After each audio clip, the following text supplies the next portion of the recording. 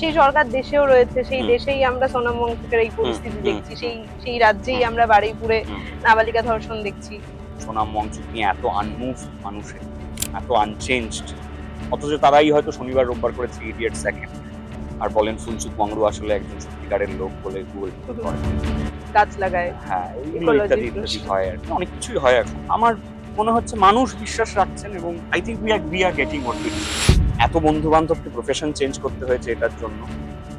যিনি চলে গেলেন জেলে বা যিনি ভবিষ্যতে জেলে যাবেন, কোনো এক সময় জেল থেকে তারা বেরিয়েও আসবেন, সবই ঠিক হয়ে যাবে। কিন্তু এই যে ট্যালেন্টেড মানুষগুলোকে আমরা হারালাম, এই চোখের জলটা, এই খারাপ লাগাটা, এই যে কথাটা বলতে গিয়ে আমার, কারণ যে পরিমাণ মানুষের ক্ষতি হতে দেখেছি এই ইন্ডাস্ট্রিতে, পরিচালক, প্রযোজক, লেখক, অভিনেতা, অভিনেত্রী, মিউজিক ডিরেক্টর, ক্যামেরাম্যান, সিনেমাটোগ্রাফার্স এবং যারা জুনিয়র টেকনিশিয়ান যেভাবেই আমি ভাগ করি না কেন, তাদের এত ক্ষতি হতে দেখেছি। কারণ তার থেকে ক্যাশ টাকা চাওয়া হয়েছে, একটা কার্ড করে দেওয়া হবে বলে।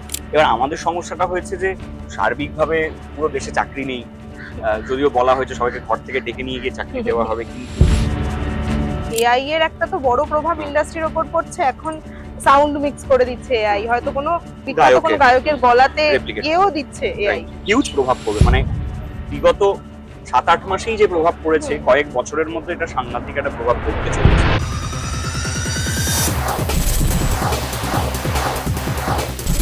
নমস্কার, আপনারা দেখছেন টলিউড ফোকাস কলকাতা।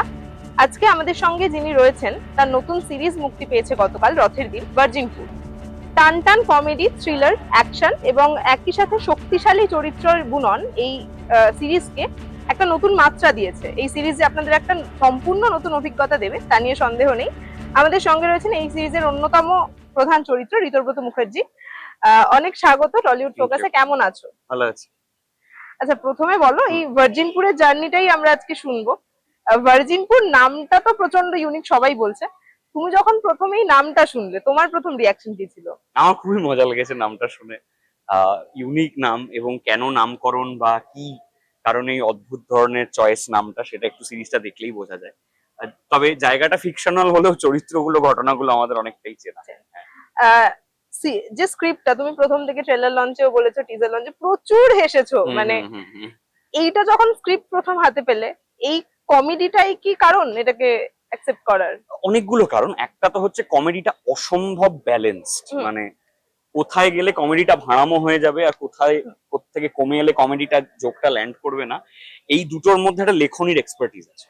সেটা রুদ্রদীপ দা, যিনি আমাদের স্টোরি স্ক্রিন প্লে লিখেছেন, এবং সৌমিত দা আমাদের ডায়লগ রাইটার, তারা খুব ভালো বোঝেন যে এইটা আমার বিভিন্ন কাজের ক্ষেত্রে মনে হয় যে কোথায় কমেডি কোনটাকে বলে আর কোনটাকে ভাড়ামি বলে, সেইটার সেন্স আমাদের ক্রমে ঘেটে যাচ্ছে। এত রিলস দেখছে মানুষ আর কি, কোনটাকে কমেডি আসলেই বলে, কমেডি কি, বা যিনি কমেডি করছেন তার সাথে তার ব্যক্তিগত জীবনটা যে আলাদা হতে পারে, সেইগুলো সব তো ঘেটে যাচ্ছে। সেইখানে পরিমিত বোধে একটা জোক কি করে ল্যান্ড করাতে হয়, সেইটা এত সুন্দরভাবে করা, নাম্বার ওয়ান। নাম্বার টু হচ্ছে জনরাটা আমার ভীষণ ভালো লেগেছে। এই জনরাতে কাজ আমরা অন্যান্য ভাষায় প্রচুর দেখি, আমরা ইংরেজি কাজ দেখি, হিন্দি কাজ দেখি, বা অন্যান্য ভাষার কাজ দেখি, কোরিয়ান কাজ দেখি এই জনরার, এবং তারপরে আমরা সবচেয়ে আগে ফেসবুকটা খুলে একটা লিখে দিই যে বাংলায় এরকম কাজ কেন হয় না। বাট আমার একটাই অনুরোধ দর্শকের কাছে, যে বাংলায়ও এরকম কাজ হয়, আমরা করছি, এটা আমাদের ব্যর্থতা, আমরা দুর্বল, আমরা আমাদের অক্ষমতা যে আমরা আপনাদের কাজ অব্দি কাজগুলো পৌঁছতে পারছি না। কিন্তু আমার মনে হয়েছে স্ক্রিপ্টটা পড়ে যে এই কাজটা হোক এবং এইটা মানুষের কাছে ছড়িয়ে যাক, যাতে আমাদের এই যে দীনতাটা আমাদের প্রকাশ পায় সমাজ মাধ্যমে, সেইটা যাতে অন্তত বন্ধ হয়। দ্বিতীয় কারণ। তৃতীয় কারণ হচ্ছে আমার মনে হয়েছে যে এই ক্লিক চ্যানেল, যারা প্রযোজক, যারা লেখক এবং যারা নির্দেশনার টিমে রয়েছে, তাদের অজস্র সাহস আছে এই কাজটা করার পেছনে। কারণ এই কাজটা সমসাময়িক অনেক কিছুকে তুলে ক্রিটিক করে মজার ভঙ্গিতে, স্যাটাইরিক্যাল অত্যন্ত, এবং সেইটা একটু দেখলেই বোঝা যাবে আসলে কিসের সাথে কিসের তুলনা টানা হচ্ছে, বা ঠিক কোন দিকে ইঙ্গিত করা হয়েছে, সেটা খুব সহজে বোঝা যায়। এই সাহসটা আমার মনে হয় ক্রমে আমাদের মুছতে মুছতে এখন মাইনাসে ঠেকে গেছে। এখন তো আরোই আতঙ্কের পরিস্থিতি, যে এখন আরোই বোধহয় আর কিছুই এরকম কিছু করা যাবে বলে আমার মনে হয় না। সেই রকম একটা পরিস্থিতিতে এইরকম একটা কন্টেন্ট বাছার সাহস দেখানোর জন্য আমার মনে হয়েছে এই কাজটা আমি করব। এবং তারপর এসে দেখেছি যে অনবদ্য একটা টিম এবং অনবদ্য একটা কাস্ট, দারুণ ক্রু। সো আমার জন্য ভার্জিনপুর is a very memorable experience, এবং আজকে স্ক্রিনিং এর দিন আমার কাছে একটা মানে সুন্দর ক্লোজার হলো। যে কথাটা একটু এটা হ্যাঁ বলতে গিয়েই বললে যে পরিমিত কমেডি হ্যাঁ বা হ্যাঁ পরিমিত যে মজা হুম সেটা আমরা গুলিয়ে ফেলছি, হুম মানে হুম ঘেঁটে যাচ্ছে হুম হুম সমীকরণ হুম গুলো, হুম ব্যক্তিগত হুম জীবনকে টেনে হুম ফেলছি। এই যে রোস্ট বা প্র্যাঙ্ক এগুলো তো সোশ্যাল মিডিয়ায় হুম ভীষণ হুম ভাবে হুম বাড়ছে, এবং হুম আমরা রোস্টিং এর নামে বা হুম কমেডির নামে হয়তো স্লাট শেম করে হুম ফেলছি, হুম হয়তো হুম অনেক হুম কিছু তার ব্যক্তিগত তার গায়ের রং, তার উচ্চতা, তার সবকিছু নিয়ে হুম মজা হুম করে ফেলছি। এই যে সার্বিকভাবে একটা মূল্যবোধের অবক্ষয়, হুম। এটা তো অবশ্যই নিশ্চয়ই খারাপ লাগায়, কিন্তু কোনো মনে হয় যেটা বদলানো, মানে কিভাবে বদলাবে, বদলালে? আমার মনে হয় রোস্টিং বা প্র্যাঙ্ক বা এই ধরনের কমেডি, হুম যারা এগুলোর লেজেন্ড তাদের স্ট্যান্ড আপ কমেডি দেখা উচিত to actually understand what roasting is. মানে রোস্টিং আমি বহু দেখেছি, রোস্টিং যখন হুম পার্সোনাল হয়ে যায় সেটা হুম দুপক্ষেরই একটা সম্মতি থাকার দরকার আছে। কনসেনচুয়ালি যদি সেটা রোস্টিংটা সেই রকম ভাবে হয় তাহলে ঠিক আছে, আদারওয়াইজ হুম রোস্টিং যখন খুব ব্যক্তিগত আক্রমণের দিকে চলে যায় তখন সেটা সমস্যাজনক হয়। এবার আমাদের সমস্যাটা হয়েছে যে আহ, মানে সার্বিকভাবে পুরো দেশে চাকরি নেই। যদিও বলা হয়েছে সবাইকে ঘর থেকে ডেকে নিয়ে গিয়ে চাকরি দেওয়া হবে, কিন্তু মানে যাই হোক ফাইনালি এমপ্লয়মেন্টের একটা সমস্যা তো, যে কারণে সকলেই সবার হাতেই ফোন আছে, ভালো ক্যামেরা আছে, ইন্টারনেট আছে, সবাই মনে করছেন তারা কমেডি করতে পারেন, বা সবাই মনে হচ্ছে তারা অ্যাক্টার্স, বা কারোর মনে হচ্ছে তারা ক্রিকেটার, কারোর মনে হচ্ছে তারা ভালো রান্না করতে পারেন। নিশ্চয়ই পারেন, আমি হয়তো পারি না তাই আমার সাহস হয়নি এখনো করার। বাট আমার মনে হয় যে আহ, সেইটার জন্যই এই এই সেন্সটা আমাদের ঘেটে গেছে বলেই আহ, আমরা আর বুঝতে পারছি না, মানে মানে যাই চিকচিক করছে তাই শোনা মনে হচ্ছে আর কি। সেই রকম একটা সময় আমার মানে মনে হয়েছে যে ভার্জিনপুরে যারা কমেডিটা লিখেছে they know how to write comedy. এটা জানতে হয়, মানে এরকম অনেক সিনিয়র যারা কমেডি সিরিজ লেখেন বা ছবি লেখেন বা নিজেরা স্ট্যান্ড আপ কমেডিয়ান্স, তাদের জায়গাটা আমি দেখেছি, এবং সেইখানে আমার মনে হয় যে মূল্যবোধ আসলে অনেক বড় একটা শব্দ। আমার মনে হয় যে সোশ্যাল মিডিয়া এবং ভাইরাল হওয়ার নেশাটা আমাদেরকে সার্বিকভাবে ঘেঁটে ফেলেছে আর কি, আমাদের ঘেঁটে দিয়েছে। হ্যাঁ, এবং একই সাথে এই সিরিজের হ্যাঁ দর্শকদের হুম একটা নতুন পাওয়া, তোমার সাথে শার্লিদির হুম যে হুম জুটি হুম এবং সত্যমদার সাথেও তোমার কেমিস্ট্রিটা হ্যাঁ এই সিরিজে প্রচন্ড ভালো। হ্যাঁ হ্যাঁ। এদের দুজনের সাথে কাজ করার অভিজ্ঞতাটা যদি একটু বলো। শার্লির সাথে আমার একটা প্রথম কাজ, শার্লির সাথে পরিচয় হলো এই কাজের মাধ্যমে। অত্যন্ত ট্রেন্ড একজন অভিনেত্রী, দীর্ঘ অনেকদিন হুম ধরে টেলিভিশনে অভিনয় করছে শার্লি, যে কারণে ওর স্কিল, ওর এক্সপার্টিজ, ওর টেকনিক্যাল নলেজ অত্যন্ত ভালো। আর আমার শার্লিকে দেখে মনে হচ্ছে রাই চরিত্রের জন্য ভার্জিনপুরে শার্লির থেকে হুম বেটার কেউ হতে পারতো না। মানে আমি রাই চরিত্রটার প্রেমে পড়ে গেছি সত্যি সত্যি, and Shirley has played it so well. কি ভালো পাঠ করেছে শার্লি। আরো অনেক কাজ হোক শার্লির সাথে, এটাই আশা রাখবো, এবং ওর প্রথম ওয়েব সিরিজ ছিল এটা। আমি চাইবো আরো অনেক অনেক কাজ করুক। আর সত্যমদা আমার নিজের দাদার মতো। সত্যমদার সাথে আমার এই নিয়ে 3টে কাজ হয়ে গেল, উৎসবের পরে দাদুর কীর্তি আর এইটা। তো আমি আর সত্যমদা আলোচনা করছিলাম, যখনই আমরা কোনো কাজ করি একসাথে সেটা একটা পিকনিক হয়ে যায়। উৎসবের পরে যখন আমরা করেছিলাম তখন ওটা একটা পুরো পিকনিক হয়ে গেছিল, অনসম্বল কাজ ছিল। দাদুর কীর্তি যখন করেছিলাম ওটাও প্রচন্ড মজা হয়েছিল, এবং এবারও ভার্জিনপুর যখন করলাম অনসম্বল কাজ প্রচুর আনন্দ করেছি। সত্যমদা আমার মানে ভীষণ কাছের একজন মানুষ, এবং খুব ভালো লাগে সত্যমদার কাজ দেখতে। আহ সেই কারণে মানে সত্যমদার সাথে অভিনয় করতে পারলেও খুব মজা হুম। লাগে, এবং এইবারও ভীষণ আনন্দ পেয়েছি কাজ করে। একটা কথা বলো, হুম এই যে ওটিটি, হুম মানে এখন তো সামাজিক মাধ্যমে ওটিটির রমরমা বাড়ছে, মানুষকে হলমুখী করা যাচ্ছে না। 2.5 ঘন্টা সিনেমা একটা মানুষ এতক্ষণ বসে, কিন্তু একটা সময়ে 10 ঘন্টা সিনেমা, 11 ঘন্টা সিনেমা হয়েছে। সেখানে এই যে ওটিটির আসা এবং ছোট ছোট পর্বে ভাঙা মানুষ, অনেক বেশি বিঞ্জ ওয়াচের এই হুম যে হুম ট্রেন্ডটা হুম আসা, হুম সেখানে দাঁড়িয়েও একটা বিষয় যে ওটিটিতেও তোমাদের কাছে প্রচুর অপশন, মানে আমার এটা ভালো লাগছে না এই হুম হুম পর্বের এই হুম সিনেমা, চেঞ্জ করে সঙ্গে সঙ্গে রাইট অন্য একটা কিছুতে রাইট চলে রাইট। গেলাম। সেখানে দাঁড়িয়ে ওটিটিতে সিরিজ নির্মাণের ক্ষেত্রে এক্সট্রা তো একটা চ্যালেঞ্জ থাকেই, যাতে দর্শককে বসিয়ে বসিয়ে পুরোটা রাখা যায়, দেখা ঠিক যায়। ঠিক। সেই বিষয়টা নিয়ে কি মনে হয়? আমি আসলে এটা মানে এটা আমি বহু যারা নির্মাণ করেন, যারা হুম হুম মেকার্স, হুম তাদেরকে প্রচুর জিজ্ঞেস করেছি। আমি নিজেও যেহেতু বিভিন্ন সময় স্ক্রিন প্লে লিখি বা হুম বিজ্ঞাপনী ছবির নির্দেশনা করি, তখন আমাদেরকেও এটা মাথায় রাখতে হয় যে দর্শকের রিটেনশন হুম হুম ক্যাপাসিটিটা কতক্ষণ তাকে বসিয়ে রাখতে পারছে, এইটা মাথায় রাখতে হয়। আম, জানি না আসলে মানে এটা কিভাবে ভাবলে ঠিক হবে, কিভাবে ভাবা উচিত, এটা আমি সত্যি জানি না। কারণ সত্যি তো মানুষের অ্যাটেনশন স্প্যান কমে খুব যাচ্ছে, মানে এটা কমেছে। ভালো লাগছে না, ঘুরে চলে গেলাম।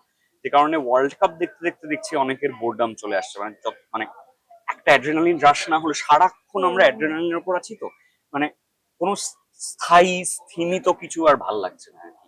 মনে হচ্ছে সবসময় নদীকে বইতে হবে, নদী শান্ত থাকতে পারে না। এইটা আমাদের ওভারঅল একটা ট্রেন্ড। মানে আমি ধরো আমি যেরকম ড্রাইভ করি, কলকাতা শহরে ড্রাইভ করতে গেলে এখন বোঝা যায় যে হোয়াট ইজ আওয়ার প্রবলেম। মানে বেশিক্ষণ জ্যামে, বেশিক্ষণ বোঝা মানে 30 সেকেন্ডের ট্রাফিক সিগন্যাল হুম। মানুষ উসখুস করতে থাকে, কারণ বুঝতে পারে না যে হর্ন না বাজিয়ে কি করে বসে থাকবো আমি। এই যে সার্বিকভাবে আমাদের মধ্যে একটা ছটফটানি এসে গেছে, এইটা আমাকে খুবই ভাবায়, মানে সব দিক থেকেই খুব ভাবায়। মানে আমি জানি না এটার সলিউশনটা কি, মানে আমার আহ, মানে এবং আমরা যে কাজটা করি সেটা এটার কমপ্লিট বিরুদ্ধে আর কি। হুম। মানে আমরা 2.5 ঘন্টা 2 ঘন্টা নাটক করি, অডিও স্টোরি করি, সিনেমা বানাই, সিরিজে কাজ করি। আমরা আবার উল্টোটা করি, আমরা লম্বা প্রসেসের জিনিসপত্র করি। তো মানে জানি না কতদিন করতে পারবো, তো সেটাই একটা প্রশ্ন আমার কাছে। মানে এই থিয়েটারের কথাও হ্যাঁ, বললে, হ্যাঁ, থিয়েটারও তো এখন ওটিটিতে আসছে আস্তে থিয়েটার আস্তে। ওটিটিতে আসছে, হ্যাঁ। কিন্তু থিয়েটারের যে স্বাদ, মানে হ্যাঁ, থিয়েটারের যে আলো হ্যাঁ, বা যে হ্যাঁ, অভিনয়, সেটা তো হল ছাড়া কখনোই পাওয়া সম্ভব রাইট, নয়। Right, right. এবার ওটিটিতে আসার ফলে যেরকম একটা লার্জার অডিয়েন্সের হুম, কাছে হুম, পৌঁছবে, হুম, এটা হুম, সত্যি, হুম, কারণ নতুন প্রজন্ম হয়তো সেভাবে গিয়ে থিয়েটার রাইট। দেখে না। সেরকম ভাবে এটাও সত্যি যে ওই থিয়েটারের হলমুখী হওয়ার দর্শক কি কমবে, কি মনে হয়? বা এই গোটা থিয়েটারের যে ডিজিটালাইজেশন, না, সেটার বিষয়ে কি মনে হয়? দেখো, একটা হচ্ছে যে আমরা এখন মানে রেগুলার যারা আমরা থিয়েটার করি আমরা জানি থিয়েটারে দর্শক প্রচুর হয় এখনো, হুম, হুম, এবং এটা সংখ্যাটা ক্রমে বাড়বে। তার একটা আমার এটা অনুমান, আমি ভুলও হতে পারি। সেটা হলো যে যত মানুষ ফেক জিনিস দেখছে এখন, মানে একটা রিয়েল মানুষ দেখতে হুম, চাইছে আর কি। মানে সারাক্ষণ আহ, মানে এমন ভিডিও বেরিয়ে যাচ্ছে আমি বুঝতেও পারছি না যে আদৌ রিয়েল মানুষ করেছে নাকি এটা হুম, কোনো হুম, প্রম্পট বানিয়ে দিয়েছে। এটা হতে হতে মানুষ না একটু রিয়েল ইমোশন দেখতে চাইছে, একটু হুম, একটু জলজান্ত মানুষ যারা হাঁটাচলা করছে এরকম মানুষকে দেখতে চাইছেন। তো যে কারণে থিয়েটারে প্রচুর হুম, লোক আসছেন, তরুণ প্রজন্মের অনেকেও থিয়েটারে আসছেন, হুম, প্রচুর মানুষ থিয়েটার দেখেন আর কি। প্রচুর মানুষ থিয়েটার হুম, দেখেন এখন, যুব সমাজের অনেকেই দেখেন আর কি, তরুণ প্রজন্মের অনেকেই থিয়েটার দেখেন। আমার মনে হয় যে এই সংখ্যাটা বাড়তে পারে, যেটা যে কারণে বললাম যে আমরা প্রচুর এত ফেক জিনিস দেখছি, জানি না যে রক্ত মাংসের কিছু দেখতে কেমন লাগবে, সেইটা একটা। বাট ডিজিটালাইজেশন যেটা, সেটা কিন্তু অনেক দিনের প্রক্রিয়া, এখন ওটিটিতে আসছে। আমার মনে হয় যে কখনোই থিয়েটারের অরিজিনাল ফিলটা, যেটা লাইভ অডিয়েন্সে বসে দেখার মজাটা, এইটা কখনো রেপ্লিকেট করা যায় না। কিন্তু যেমন আমি কখনো টিনের তলোয়ার অভিনীত হতে দেখিনি হুম, মঞ্চে, কিন্তু আমার ইচ্ছে যে যদি কোনো একটা ভিডিও থাকে যেন আমি একটু সামান্য দেখতে পাই। একটা আছে, ওটা খুব ছোট্ট, সেই হুম, হুম, সিনটার ভিডিও আছে। তো আমি এই যে মঞ্চে দেখতে পাইনি, এটা আমার লস। অ্যাজ এ জেনারেশন আমাদের অনেকেরই লস, আমরা যারা দেখতে পাইনি। কিন্তু ওইটুকু আমাদের কাছে একটা মানে ওই আর কি, কিছুটা অন্তত দুধের স্বাদ ঘোলে মেটানো। তো ডিজিটালাইজেশন এবং আর্কাইভ করাটাও একই সঙ্গে ইম্পর্টেন্ট। অনেক দর্শক আছেন যারা আর ফিজিক্যালি আসতে পারেন না, দূরত্বের কারণে, হুম, শারীরিক হ্যাঁ, কারণে। হ্যাঁ, হ্যাঁ। তাদের জন্য ডিজিটালাইজ করাই যায়, আর্কাইভ করাই যায়। তবে মঞ্চের যে আলাদা মজা, সেটা আমার মনে হয় সবসময় মানুষকে টানবে।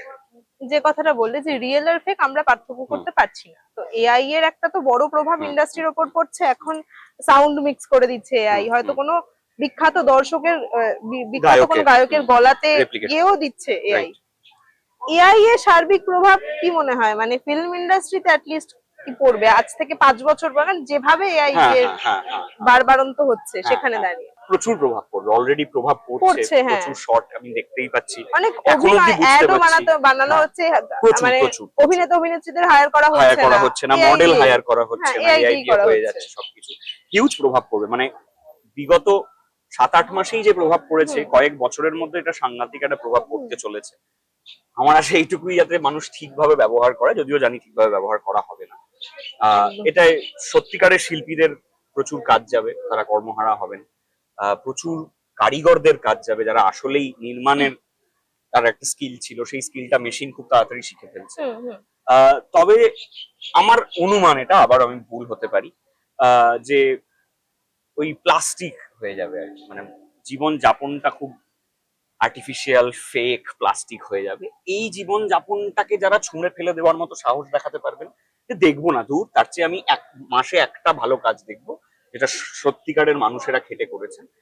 আমি মাসে 10টা নন মানে ফেক কোনো কাজ দেখবো না, সেটা বলার সাহস যারা রাখেন তারা রাখেন আর কি। মানে এইটুকুই আশা করতে পারি। তবে এইটুকু আমি বলতে পারি যে প্রচুর মানুষ, আমরা যারা দীর্ঘ অনেক বছর ধরে কোনো একটা ক্রাফটকে প্র্যাকটিস করেছি, হুম, আমাদের কস্ট যদি বেশি মনে হয় মেশিনের তুলনায়, তাহলে সবার আগে আমরা বাদ পড়বো, এবং অলরেডি পড়ছিও আমরা বাদ। একদমই।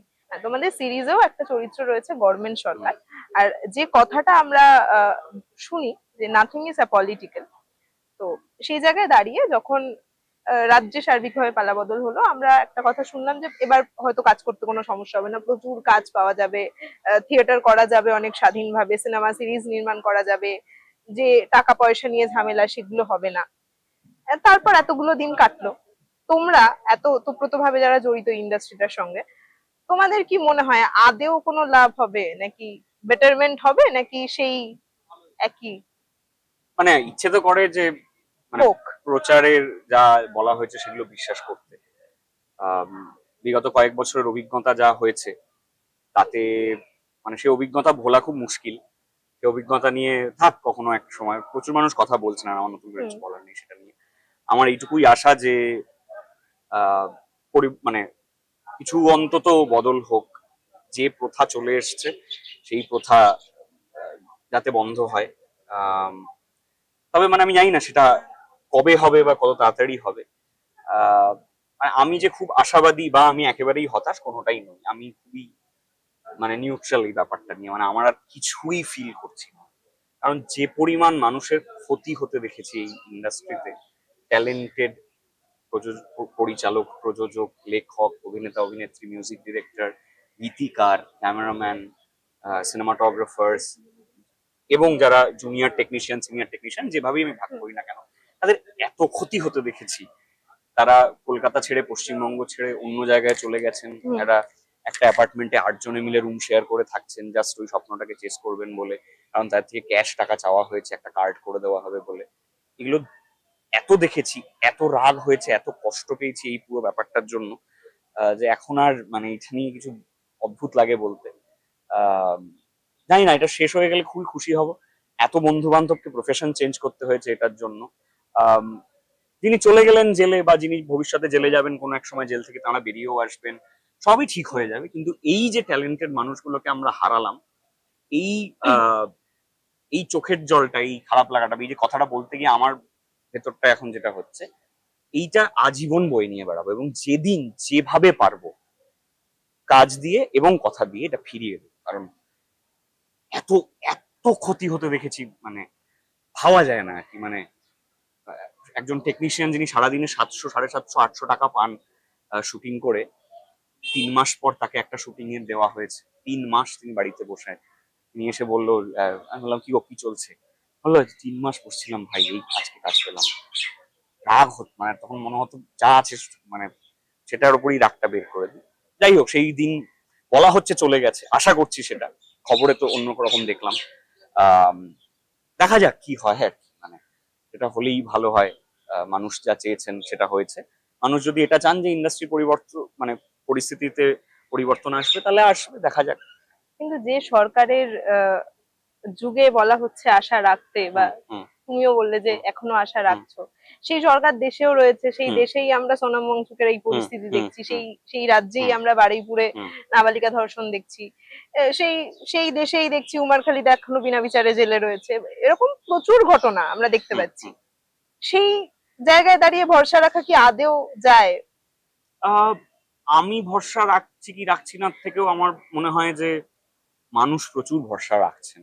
সাধারণ মানুষ, তাদের বক্তব্যে তাই দেখা যাচ্ছে। সোনাম ওয়াংচুক নিয়ে এত আনমুভড মানুষে, আম, এত আনচেঞ্জড, অথচ তারাই হয়তো শনিবার রোববার করে 3 ইডিয়টস দেখেন আর বলেন ফুনসুক মংরু আসলে একজন সত্যিকারের লোক বলে গুগল টুগল করেন। গাছ লাগায়, হ্যাঁ, এইগুলো ইকোলজির ইত্যাদি ইত্যাদি প্রশ্নে। হয় আর কি, অনেক কিছুই হয় এখন। আহ, আমার মনে হচ্ছে মানুষ বিশ্বাস রাখছেন, এবং I think we are getting what we deserve. আমরা যা, আমাদের যেটা প্রাপ্য আমরা সেটাই পাচ্ছি। এক চুল কম পাচ্ছি না, এক চুল বেশি পাচ্ছি না। আমাদের যেটা পাওয়া উচিত আমরা সেটাই পাচ্ছি। এবং সেটা যতটাই খারাপ লাগুক না কেন, আহ, ঠিক আছে, মানে মানুষ দেখুন আর কি, কি বলবো। একটু সিরিজের কথায় হ্যাঁ, আসি, তোমার যে চরিত্রটা খুব সাধারণ সহজ সরল গ্রামের ছেলে, শহরে এসছে পড়াশোনা করতে, এবার অভিনেতাদের তো সব চরিত্র নির্মাণের ক্ষেত্রেই একটা এফর্ট দিতে হয়, এই চরিত্রটা নির্মাণের ক্ষেত্রে কি এফর্ট তোমায় দিতে হয়েছে এক্সট্রা? আমার মনে হয় স্ক্রিপ্টটা খুব হেল্প করেছে, আমার স্ক্রিপ্টটা হুম যেভাবে লেখা। এবং জয়দীপ দা আর শুভদীপ দা, আমাদের ক্রিয়েটিভ ডিরেক্টর এবং হুম ডিরেক্টর, তারা খুব সুন্দর কয়েকটা ইনপুট দিয়েছিলেন একদম কাজটা শুরুতে, যেটা আমার হুম কাজটাকে খুব ইজি করে দিয়েছিল। ওরা চরিত্রটাকে কিভাবে কিভাবে দেখছে বা ভাবছে সেটা সম্পর্কে কয়েকটা খুব সুন্দর ইনপুটস দিয়েছিল, কয়েকটা ছোট ছোট জিনিস বলেছিল যেটার জন্য আমার কাজটা করতে সুবিধা হয়েছে। আলাদা করে আমায় যেটা পরিশ্রম করতে হয়েছে বা ভাবতে হয়েছে সেটা ভাবনার জায়গা থেকে বা হাঁটা চলা কথা বলা দাঁড়ানো এই জায়গাগুলো থেকে।